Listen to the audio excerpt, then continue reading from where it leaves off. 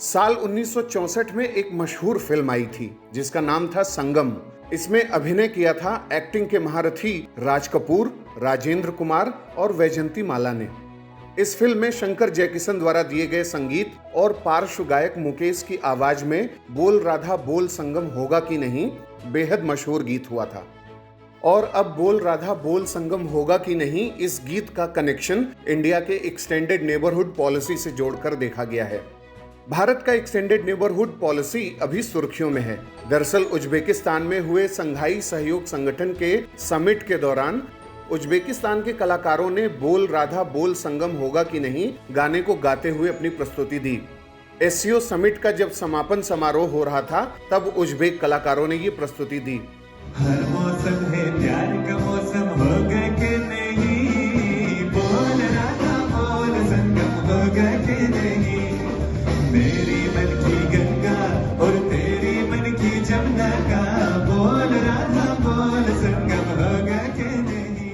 और इस प्रस्तुति के तुरंत बाद विदेश मंत्री एस जयशंकर ने अपने ट्विटर हैंडल पर ट्वीट किया और इस भारतीय गीत की उज्बेक कलाकारों द्वारा दी गई प्रस्तुति को इंडिया के एक्सटेंडेड नेबरहुड पॉलिसी का प्रमाण माना और उनके बीच में एक गहरा संबंध स्थापित किया। इस गाने की कुछ पंक्तियां तो ऐसी हैं जैसे वो बात भारत चीन के लिए कह रहा हो। अगर आप इसे गौर से देखेंगे, सुनेंगे तो आपको ये बात समझ में आएगी कि भारत चीन के लिए कुछ ऐसी बातें कह रहा है इस गीत के माध्यम से।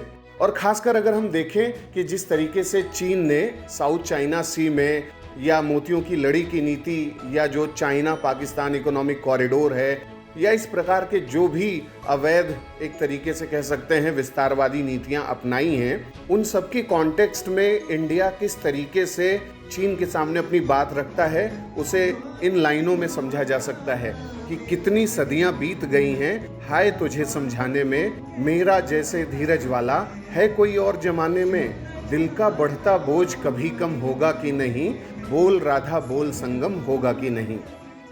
अब बात करते हैं कि इंडिया ने एक्सटेंडेड नेबरहुड पॉलिसी कब और कैसे और किस लिए अपनाई।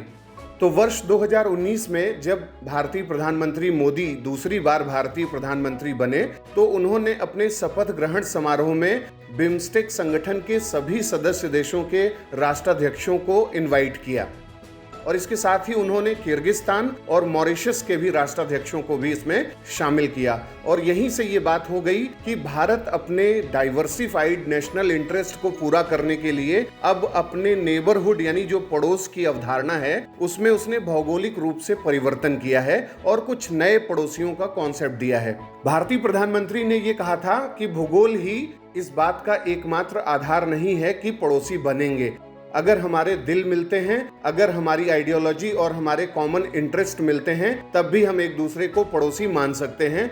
और इसी दृष्टिकोण के साथ भारत ने कई क्षेत्रों, कई संगठनों और कई देशों को अपना एक्सटेंडेड नेबरहुड बोला है जिससे भारत अपने उद्देश्यों की प्राप्ति कर सके।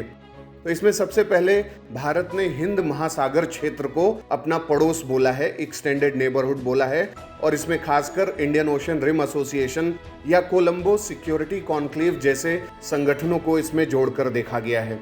इसके अलावा भारत ने खाड़ी क्षेत्र को खासकर यूएई को अपना एक्सटेंडेड नेबरहुड माना है और जीसीसी यानी गल्फ कोऑपरेशन काउंसिल को भी वो अपने एक्सटेंडेड नेबरहुड के रूप में देख रहा है। इसके अलावा मेकांग गंगा कोऑपरेशन जिसमें दक्षिण पूर्वी एशियाई देश और भारत सदस्य के रूप में है, 5 उसमें आसियान के देश हैं और एक भारत उसमें सदस्य है, उसे भी भारत ने अपना एक्सटेंडेड नेबरहुड माना है। इसके साथ ही पूरे मध्य एशिया को यानी कजाकिस्तान, किर्गिस्तान, उज्बेकिस्तान, तुर्कमेनिस्तान ये सब जो रीजन है इसे भारत ने अपना एक्सटेंडेड नेबरहुड कहा है।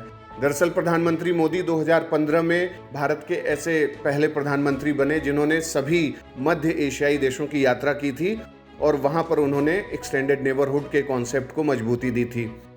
इनके साथ सिविल न्यूक्लियर एग्रीमेंट भी मजबूत हुआ और हमें यूरेनियम की आपूर्ति हो रही है। एनर्जी सिक्योरिटी के लिहाज से हम देखें तो ये बहुत इंपॉर्टेंट क्षेत्र है। इसके साथ ही 2015 में भारतीय प्रधानमंत्री ने मंगोलिया की यात्रा की थी और मंगोलिया के साथ भी हमने स्ट्रैटेजिक पार्टनरशिप एग्रीमेंट किया, मंगोलिया के साथ सिविल न्यूक्लियर एग्रीमेंट किया और मंगोलिया हमें यूरेनियम प्रदान करने लगा। और मंगोलिया को हमने ऑफर किया कि वो हमें अपना एक्सटेंडेड नेबरहुड समझे, हम उसे अपना एक्सटेंडेड नेबरहुड समझें। तो उस समय मंगोलिया ने अपने थर्ड नेबर पॉलिसी के तहत भारत को थर्ड नेबर का दर्जा भी दिया। इसके साथ ही भारत ने बिम्स्टेक के सदस्य देशों को भी अपना एक्सटेंडेड नेबरहुड माना। इसमें खासकर थाईलैंड को भी एक्सटेंडेड नेबरहुड माना गया। तो आसियान और दक्षिण पूर्वी एशियाई देश जो हैं, इन सबको भी हमने एक्सटेंडेड नेबरहुड के रूप में देखा है। अब इन सब बातों से यह साफ है कि भारत के इन सब क्षेत्रों में कई उद्देश्य हैं, जैसे काउंटर टेररिज्म, आतंकवाद से निपटना है, ग्लोबल वार्मिंग और क्लाइमेट चेंज से निपटना है तो आइलैंड कंट्रीज को भी हमें चाहिए साथ, जिस प्रकार से मॉरिशस और सेशल्स चाहिए या रीयूनियन द्वीप और कोमोरोस आइलैंड चाहिए।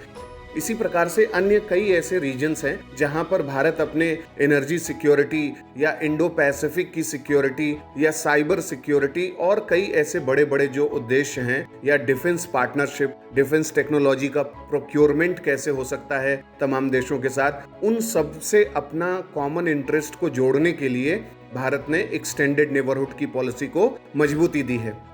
अब आप हमें कमेंट बॉक्स में बताएं कि भारत की एक्सटेंडेड नेबरहुड पॉलिसी के बारे में आप क्या सोचते हैं, ये कितना महत्वपूर्ण है, कितना प्रभावी है। इसका क्रिटिकल इवैल्यूएशन भी आप कर सकते हैं, इससे भारत को कुछ हासिल हुआ है या नहीं हुआ है या आगे हो सकता है, इसके बारे में आपका विश्लेषणात्मक विचार क्या कहता है, आप हमें कमेंट बॉक्स में बताएं। अगले कार्यक्रम के साथ जल्दी हाजिर होंगे।